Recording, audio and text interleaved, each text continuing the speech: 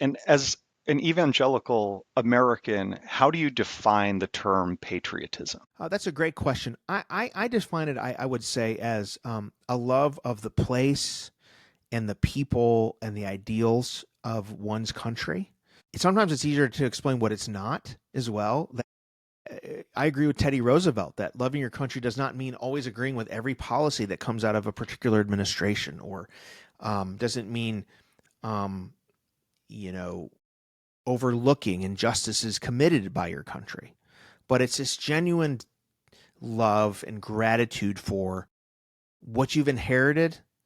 And I would say, as an American, what I've inherited, the place, the people, the symbols, and a desire to bestow that and bequeath that to the next generation. You brought up the 250th next year. It'll be 250 years since the signing of the Declaration of Yeah. Independence.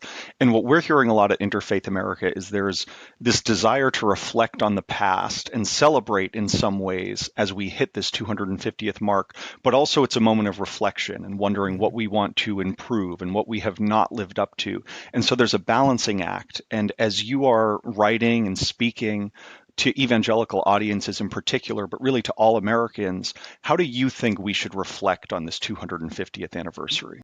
Yeah, that's a great question. I have a whole chapter in the book on how to think about history. And I think first of all, I love American history. If I actually have a hobby, it's reading American history. I love reading biographies. I love going to presidential libraries. I take my kids there. I drag my family there. I just love it so much. But I think there's two wrong ways to view history, particularly as we're thinking about patriotism.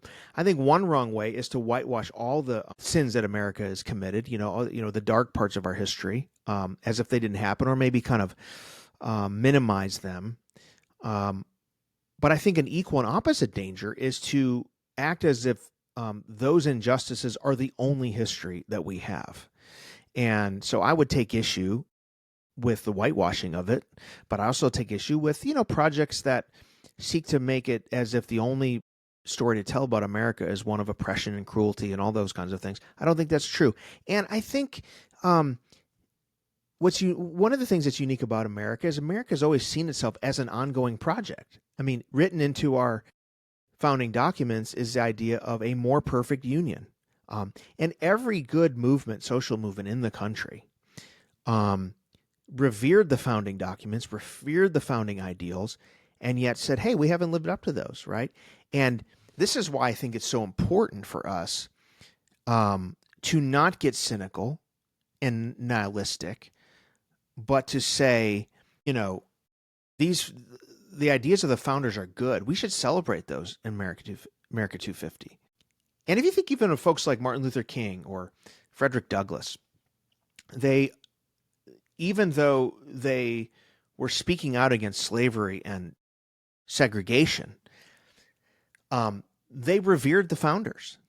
And even if you read Frederick Douglass's "What to the Slave is Fourth of July," he reveres the founders, and yet he says we haven't fully lived up to this, right? And King says we have a promissory note we haven't fully lived. And I think that's the way to do it. I would say myself, as a pro-life American, I don't like the practice of abortion, and I think it's really tragic that we have seen so many abortions in our history.